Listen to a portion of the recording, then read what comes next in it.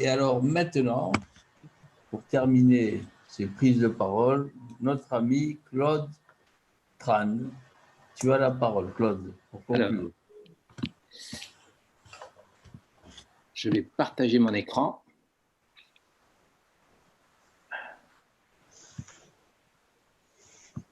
J'espère que ça marche. Très bien. Eh bien, écoutez, merci. Merci à André de m'avoir invité à votre congrès. À sa demande, il a souhaité que je vous présente l'association Inversons la classe, dont j'ai présidé, pendant une année avant d'être plus disposé, je dirais, et plus libre. Alors, j'ai rejoint cette association en 2015. Je suis ancien proviseur. J'ai également exercé dans ma carrière, je suis retraité de l'Éducation nationale. J'ai également exercé des fonctions d'inspecteur dans le second degré et je suis physicien. J'ai enseigné en lycée très peu, mais essentiellement en école d'ingénieur. Voilà. Alors, Inversons la classe, c'est une association loi 1901. Créée en 2014, donc créée par une enseignante-chercheuse en neurobiologie, Héloïse Dufour.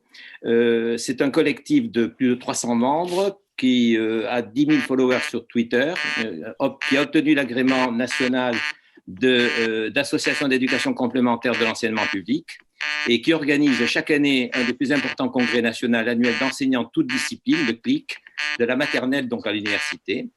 En 2019, nous avions 700 participants et nous l'avons organisé cette année à distance avec 600 participants. Nous avons formé plus de 20 000 enseignants en 6 années. Alors les objectifs de l'association Inversons la classe, c'est un petit peu pour cela, je crois qu'André a souhaité m'inviter.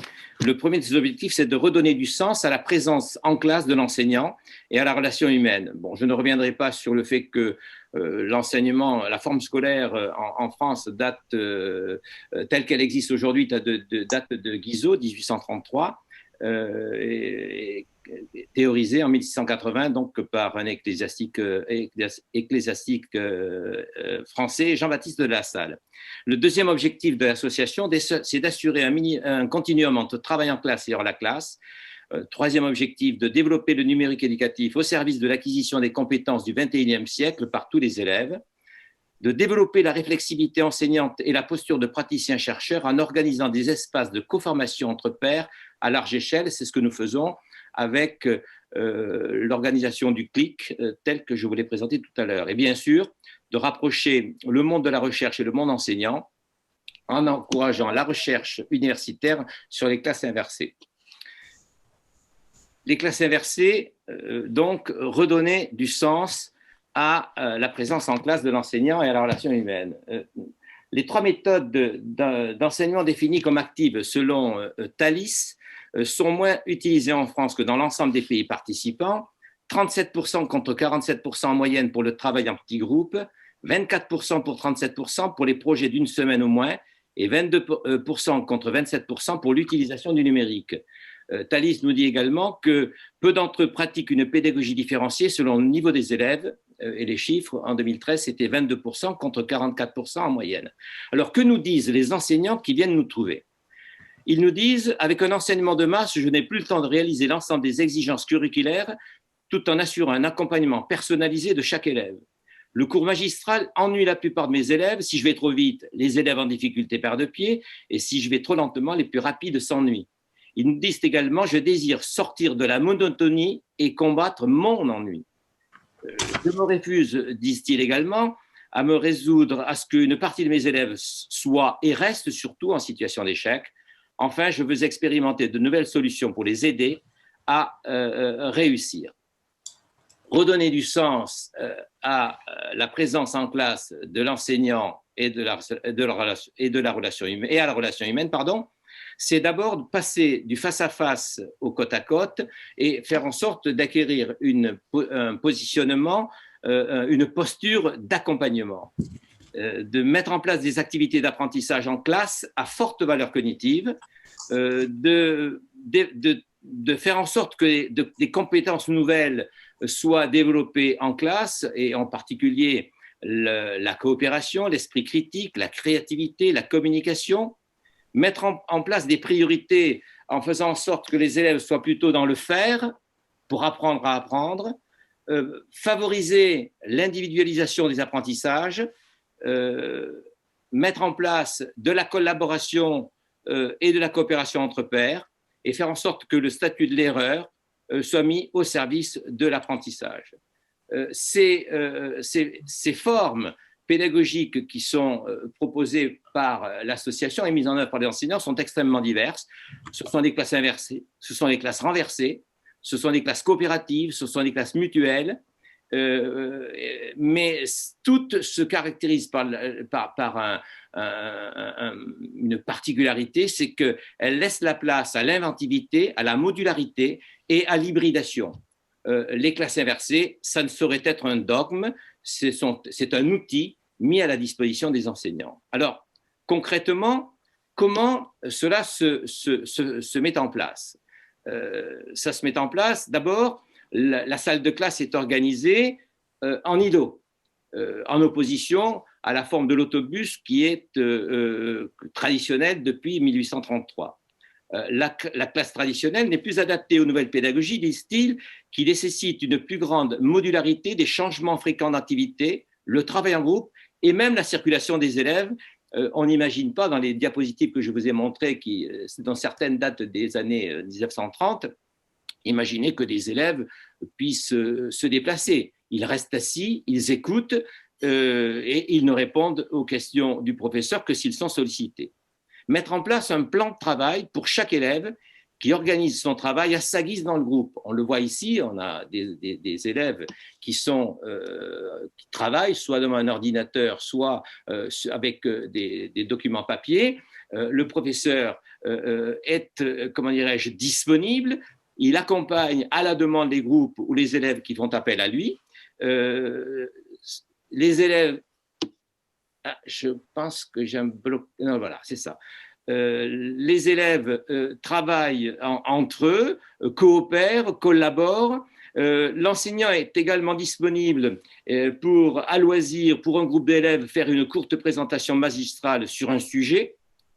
Le faire, bien évidemment, être priorisé.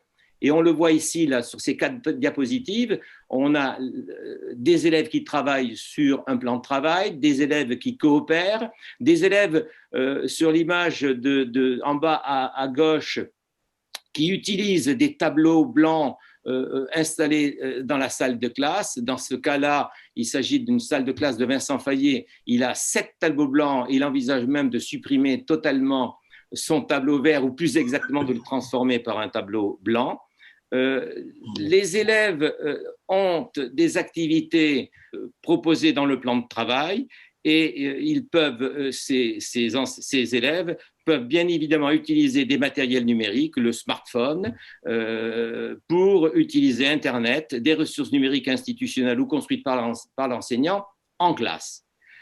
Cette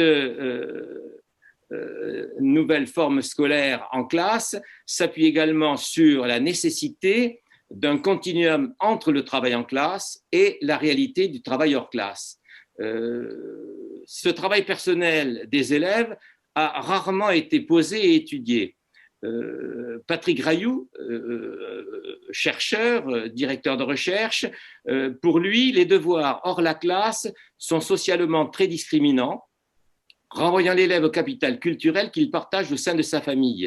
Et il faut rappeler d'ailleurs que l'externalisation de ces devoirs date de 1902, en reportant dans les familles un temps d'études qui jusque-là était réalisé dans les écoles. Ce constat, Catherine Becchetti-Bizot, inspectrice générale, dans son rapport « Repenser la forme scolaire à l'heure du numérique », affirme que l'intuition de la classe inversée, dont elle parle dans 43 pages de ce rapport, c'est que plutôt que de supprimer purement et simplement les devoirs, il faut réduire la discontinuité didactique qui existe entre la classe et la maison, en créant un continuum entre différents temps et différents lieux d'apprentissage. Parce qu'il est vrai, effectivement, qu'aujourd'hui, certes, on apprend en classe, mais on apprend beaucoup hors de la classe. On apprend hors de la classe dans la vie de tous les jours, on apprend hors de la classe auprès d'autres personnes que l'enseignant, et c'est l'ensemble de tous ces savoirs pour lesquels il faut assurer une continuité. Pour elle-même, et nous retenons son idée, en abaissant la charge cognitive de ce qui doit être réalisé hors la classe, l'enseignant permet aux élèves de réaliser effectivement les tâches qui lui sont demandées, y compris pour des élèves qui peut-être ne le pourraient pas sans aide, par exemple l'aide des parents. Des outils numériques simples sont utilisés en auto-apprentissage par des méthodes, utilisant également des méthodes d'auto-évaluation. Je crois que Nathalie, vous en avez parlé tout à l'heure. Et ces outils numériques simples peuvent être utilisés en amont. Alors, il s'agit à ce moment-là, par exemple, du visionnage de vidéos, mais il faut qu'elles soient simples et courtes.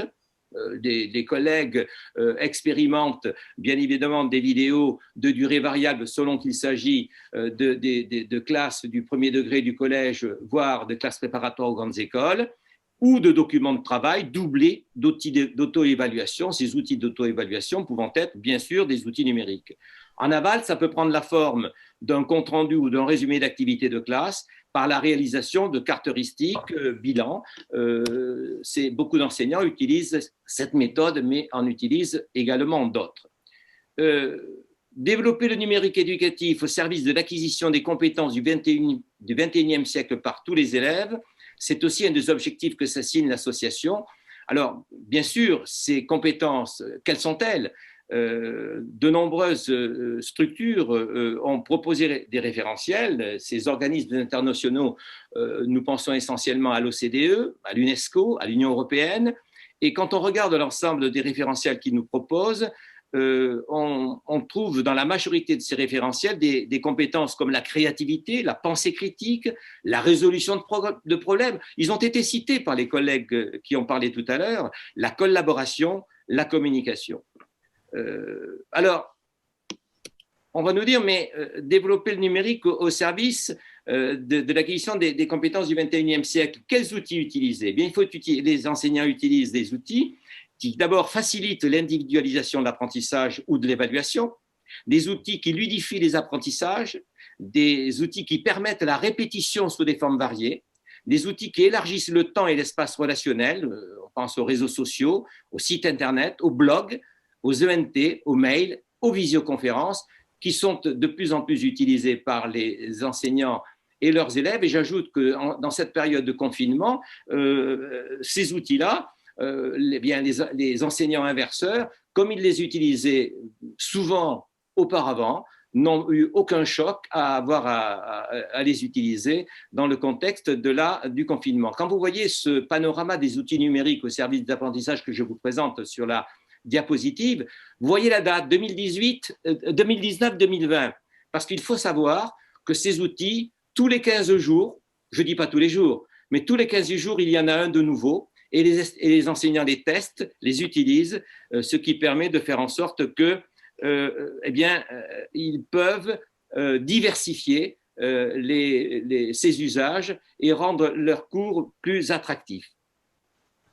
Développer la réflexivité enseignante et la posture de praticien-chercheur en organisant des espaces de co-formation entre pairs à large échelle, c'est ce que fait également notre association en proposant chaque année un congrès de co-formation entre pairs multidisciplinaires et multiniveaux.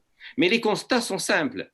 C'est encore Thalys. Les enseignants français sont moins formés à la pédagogie et aux pratiques de classe, seulement 66% d'entre eux contre 79% en moyenne. En 2013, Thalys nous disait également le métier d'enseignant en France s'exerce essentiellement de manière individuelle. Plus des 3/4 des enseignants en France, 78%, disent ne jamais observer le travail de leurs collègues en classe contre 45% en moyenne dans les pays de l'OCDE. Et dans un rapport que vous connaissez, puisqu'il y a beaucoup de mathématiciens sur les plateaux d'une part et dans la salle, je pense, dans le rapport de l'Inspection générale de mathématiques, Cédric Villani, pour la première fois, c'était écrit dans un texte d'inspection générale, inciter les enseignants à ouvrir leur classe. Ce CLIC 2020, c'est un lieu, un moment, j'avance, un moment où effectivement les enseignants se retrouvent pendant 3 journées. Il est construit comme un conseil scientifique qui reçoit et sélectionne des contributions. Il est impulsé par la communauté d'enseignants de l'association dans un esprit surtout de construction et d'innovation. Cela dure 3 journées. Il y a des plénières. Par exemple, en 2018, c'était Marcel Lebrun, Franck Ramus et Cédric Villani qui présentaient des conférences dans ces plénières. Et nous proposons chaque année plus d'une centaine d'ateliers. Ce sont des moments de partage, de réflexivité sur les pratiques pédagogiques. Et je crois que le ministre en a parlé tout à l'heure. Il est nécessaire, il est bon de partager ces pratiques sur les pédagogies alternatives, sur l'impact du numérique dans l'éducation. Un deuxième projet qui est monté par l'association Inversion la classe, c'est la CLISE, la semaine de la classe inversée, dont l'objectif est de permettre à tous les enseignants qui souhaitent d'échanger et d'interagir autour de rencontres entre enseignants, mais dans les territoires. Nous avons le soutien, bien sûr, du ministre de l'Éducation nationale sous la forme d'un courrier du DGESCO et du DNE à l'ensemble des recteurs. Ces manifestations, cette semaine-là, ce sont des activités qui sont proposées aux enseignants. Ce sont essentiellement des classes ouvertes. Et ces classes ouvertes, ce sont des enseignants qui ouvrent leur classe, qui reçoivent là leurs collègues, voire des parents d'élèves, et qui échangent sur des exemples concrets sur leurs pratiques. Cela permet d'inspirer les collègues, d'avoir des retours sur des pratiques.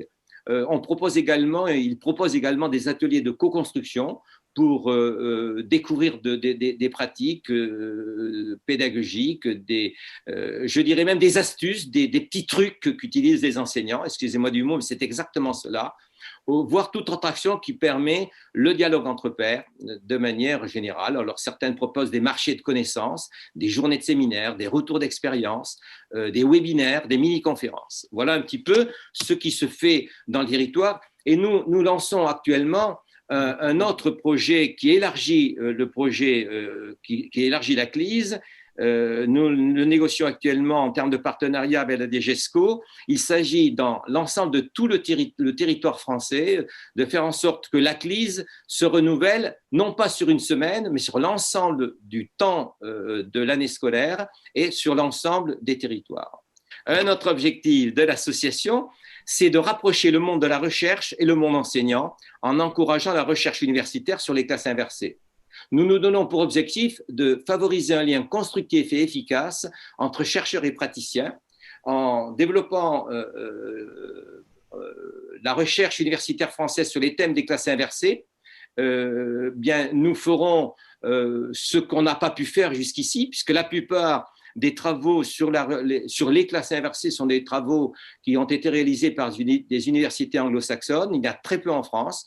Nous nous sommes engagés avec le réseau RESEDA dans un partenariat pour faire des recherches multiples sur l'efficacité des classes inversées.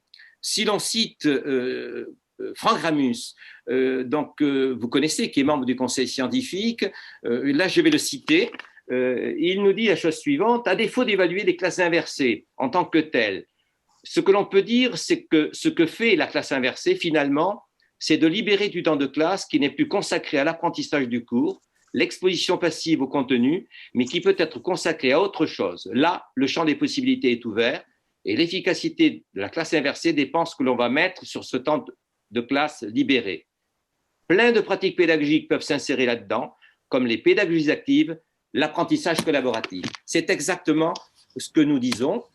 Pour terminer, pour clore mon intervention un peu rapide, un peu saccadée, je dirais que la classe inversée n'est pas un dogme. C'est un des outils disponibles pour développer la professionnalité enseignante. Elle s'ajoute à d'autres qui, au total, doivent permettre d'accroître l'efficience du métier d'enseignant. Sa particularité, c'est de s'établir dans la confiance entre enseignants et enseignés, mais aussi entre pairs, enseignants, entre enseignants, dans la formation, dans la co-formation, et entre élèves dans le travail coopératif qui peut se mettre en classe, mais c'est aussi une confiance en soi qui est redonnée donc aux enseignants si elle s'était perdue, le plaisir d'enseigner à des élèves heureux d'apprendre pour réussir. Alors j'ai noté que dans la discussion sur le thème du congrès Donner du sens, on avait évoqué la nécessité de s'interroger sur le sens de la réussite. Peut-être pourrait-on s'interroger aussi sur le sens que l'on met dans la confiance. Et nous sommes interrogés sur le sens de la présence en classe de l'enseignant. C'est automatiquement se poser la question du sens de la réussite, puisque c'était justement pour que les élèves réussissent. Merci à vous. Merci beaucoup, Claude. Alors, une précision. Certains peuvent penser que ce n'est pas exactement le thème de la table ronde, mais il a dit, Claude, au début, c'est le mouvement, donc par mon intermédiaire, qui souhaite cette ouverture, parce qu'on trouve qu'il y a des points communs entre le MCLCM et la classe inversée, et ça a été très intéressant, ton exposé, Claude, que tu viens de nous faire. Alors moi, je fais mon apprentissage de Zoom, on va m'appeler Monsieur Zoom si ça continue comme ça. J'ai repéré des questions qui ont été posées, donc on a pris un peu de retard au début, il ne reste pas beaucoup de temps, donc on répondra à toutes les questions, je le répète, sur le site. Par exemple, il y a une question qui n'est pas vraiment une question, c'est Sandrine qui a posé cette question, le lien entre le décrochage scolaire qui implique le décrochage social avec un suivi de jeunes pendant 15 ans qui sont à notre disposition pour nous expliquer. Donc, on est preneur, on poursuivra cette discussion, mais là, je ne vois pas, il n'y a pas vraiment de réponse. Oui, ça ne nous étonne pas, on en a conscience. C'est un des objectifs premiers du combat contre la conscience macabre qui conduit à ce genre de dysfonctionnement que vous dénoncez. Donc, on garde le contact, Sandrine. Une autre question à laquelle je vais répondre, ce sera très vite fait, je m'excuse parce que j'ai déjà répondu. Quelle articulation entre les trois concepts, confiance, réussite et sens? Je me résume, j'en ai parlé tout à l'heure, à mon avis, c'est que le sens, on ne sait pas trop ce que ça veut dire, mais je pense, en tout cas c'est mon avis, que si l'élève est en confiance et qu'il réussit, il trouvera du sens à ce qu'il fait. Et réciproquement, s'il est en échec, il ne trouvera pas de sens. C'est en deux mots, parce qu'il y a d'autres questions là, auxquelles que je vais vous soumettre. Une question... là, vraiment, la parole est au conférencier. Est-ce qu'on ne pourrait pas laisser le choix? Oui, ça entre dans le cadre de ce que j'ai énoncé tout à l'heure, la notion de décalage. Le prof croit qu'il intéresse, puis il n'intéresse pas. Est-ce qu'on pourrait imaginer, c'est un peu ambitieux, mais pourquoi pas, de donner le choix aux élèves entre plusieurs approches possibles. Par exemple, l'approche scientifique, littéraire, musicale et picturale, en laissant à l'élève la possibilité de choisir son approche. Alors, pourquoi pas? C'est un peu, ça semble ambitieux, présenté comme ça.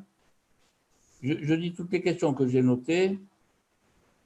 Comment combiner le par cœur avec les nouvelles méthodes, par exemple avec la classe inversée? S'il y a une réponse, enfin, si Claude, c'est pour toi plutôt, comment combiner la notion d'apprentissage par cœur, par exemple avec la classe inversée, et une ouverture que nous propose un participant. Il y aurait une réflexion intéressante à avoir, c'est la classe inversée dans le premier degré. Donc, il y a deux questions qui s'adressent à Claude. Alors, je vous demande par contre, là, je suis un peu directif, d'être très concis dans vos réponses. Alors, là, la première question qui s'adresse à tous, est-ce qu'on pourrait imaginer, à notre amie didacticienne, est-ce qu'on pourrait imaginer, pourquoi pas, après tout, on est là pour essayer d'innover, de proposer, quand il y a quelque chose de nouveau, est-ce que ça s'applique dans toutes les matières? Je ne suis pas sûr, mais enfin, pourquoi pas, je dis bien, une approche littéraire, musicale, picturale, scientifique, en fonction du goût des élèves, pour entrer dans la notion. Voilà. Alors, qui veut répondre? Alors, d'abord, Claude, si tu veux mettre très rapidement, s'il te plaît, il y a deux questions qui te concernent. La réponse doit être courte. Hein, pour le par cœur et les classes inversées, d'abord, la classe inversée, on essaie de ne pas parler de la classe inversée, mais des classes inversées, puisqu'en fait, c'est une très grande diversité de process, de pédagogique. Il n'y a pas incompatibilité. Je ne vois d'ailleurs pas pourquoi il pourrait y en avoir. Apprendre par cœur, c'est tout à fait. Je crois que ça a été soulevé pour les tableaux de multiplication, pour les récitations, pour les poèmes, etc. C'est la réponse à laquelle je m'attendais. Aucun problème, aucun problème. Et d'ailleurs, l'ensemble des participants et des adeptes des classes inversées ne se donnent d'ailleurs aucune interdiction, y compris sur le cours magistral, puisque certains disent bien, nous utilisons aussi le cours magistral quand c'est utile. Donc il ne faut pas, il n'y a pas de systématique. La deuxième question, c'était qui t'était posée, réflexion à voir, classe inversée dans le premier degré. Ah ben de toute façon, des collègues travaillent aujourd'hui sur le concept de classe inversée en maternelle. En premier degré, bien sûr que c'est pratiqué. Si le collègue qui pose cette question, on peut la mettre en relation avec Madame Laure Masse, qui était directrice d'école et enseignante du premier degré à Aix-en-Provence dans une école coopérative, une école freinée, mais il y a de très nombreux collègues qui travaillent et on peut la mettre en relation. On peut mettre moi, je peux mettre en relation la collègue qui pose cette question avec les collègues qui travaillent les classes inversées dans le premier degré. Merci Claude, il y aura un suivi, je répète. Hein. On répondra. Donc, que j'ai le nom, on les mettra en contact. Alors, une question qui s'adresse à tous. Est-ce qu'on peut laisser le choix de l'approche à un élève? Alors, ça semble ambitieux, mais vous voyez, je suis pris un peu de cours, moi qui réfléchis beaucoup à ces histoires, mais enfin là, franchement, j'ai envie de dire pourquoi pas. Enfin voilà, vous la soumets, cette question. Je ne veux pas monopoliser non plus. Dans le plan de travail qui est proposé aux élèves, quel que soit le niveau, il faut savoir que les élèves ont le choix de traiter tel sujet avant tel autre. Et dans une classe, et même dans un groupe, on peut avoir des élèves qui ont fait le choix de ne pas traiter les mêmes sujets en même temps. Bon, tu réponds en partie, sinon, Nathalie, ça t'inspire cette question ça m'inspire ouais, rapidement. En fait, je pense qu'enseigner, c'est pas mettre à disposition de chacun en fonction de ses convenances, ses goûts, etc. Là, si on commence à rentrer dans cette, par ça, je pense qu'on s'y perdrait et le métier d'enseignant ne serait plus vraiment le même, puisque ce serait répondre à des demandes individuelles qui sont de plus en plus, qui pourraient être de plus en plus différentes. Par contre, bien évidemment, essayer de proposer aux élèves des situations qui aient du sens pour chacun et accompagner justement les élèves à rentrer dans cette question de sens, ça me semble indispensable. Après, n'interprétez pas mal mes propos. La question d'entrer par d'autres biais dans les disciplines, c'est aussi quelque chose qui est à travailler. J'ai au dernier colloque du Printemps des Aspects présenté ce que je faisais autour de mathématiques et art contemporain. Donc, ma réponse ne va pas dans ce sens-là. Maintenant, il ne s'agit pas de faire n'importe quoi et l'important est de donner du sens à ce qu'on propose, d'y avoir réfléchi et donner du sens, c'est anticiper sur les difficultés que pourraient avoir les élèves, mais ce n'est pas enseigner en self-service, quoi. Bon, c'est peut-être un peu radical, mais voilà ma réflexion à chaud. Peut-être d'autres participants, est-ce que quelqu'un veut ajouter quelque chose? Oui, je veux bien, oui. Je veux bien.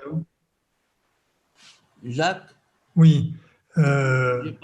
Si on part du principe que dans les manuels, il y a il y a plusieurs en général activités préparatoires au début d'un cours, pourquoi ne pas demander aux élèves de préparer chez eux une des activités ou de lire chez eux une des activités préparatoires et que ce ne soit pas forcément la même pour chacun. Voilà, voilà un élément de réponse qui me semble concret. Une question, ce n'est pas une question, je le dis pour Claude, on te félicite pour ta présentation sur la classe inversée. C'est Catherine. Voilà, donc il faut prendre les félicitations. Une autre suggestion, c'est pas vraiment une question, il serait bien de mettre en avant toutes les disciplines.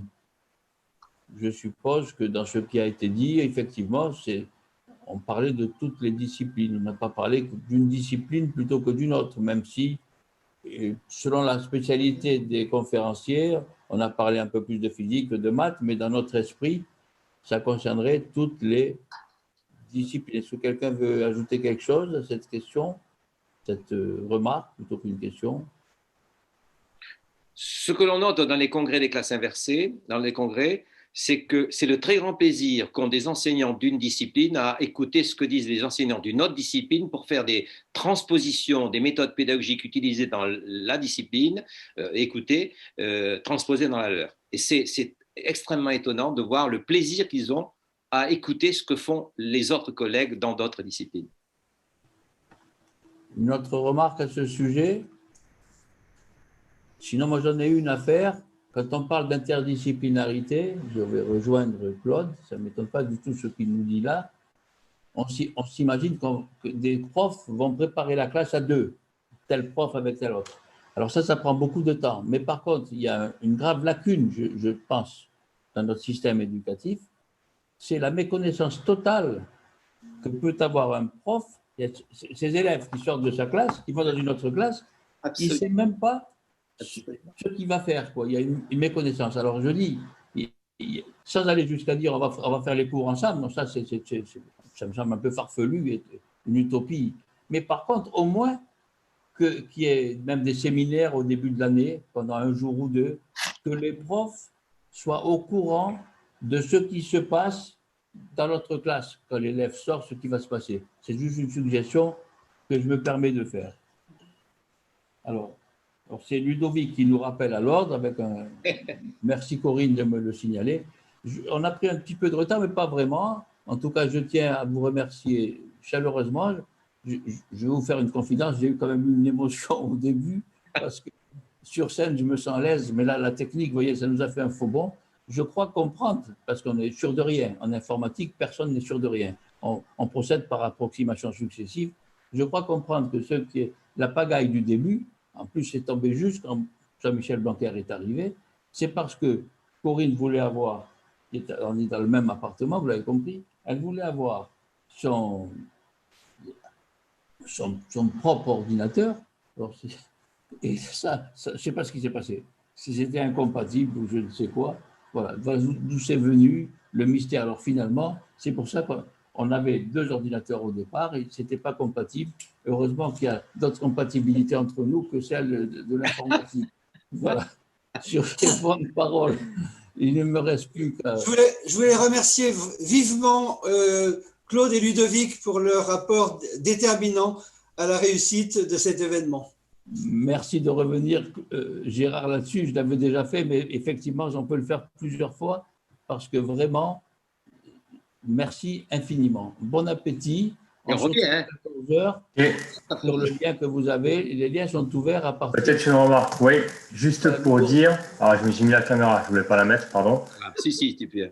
D'accord. Juste pour dire à tous que j'ai renvoyé les liens dans la discussion, là. D'accord. Les liens directs sur les différents ateliers de cet après-midi. Donc là, cette réunion Zoom restera ouverte jusqu'à 13h30 à peu près. À 13h30, donc on ouvrira les différents ateliers pour un début à 14h. Voilà, vous avez accès, sachant que les mêmes liens sont dans vos différents mails également. Alors à tout à l'heure. Bon appétit. Merci. Bon appétit. J'espère que bientôt on pourra faire des repas en direct dans Couscous Merguez. Voilà, allez. À tout à l'heure. Au revoir.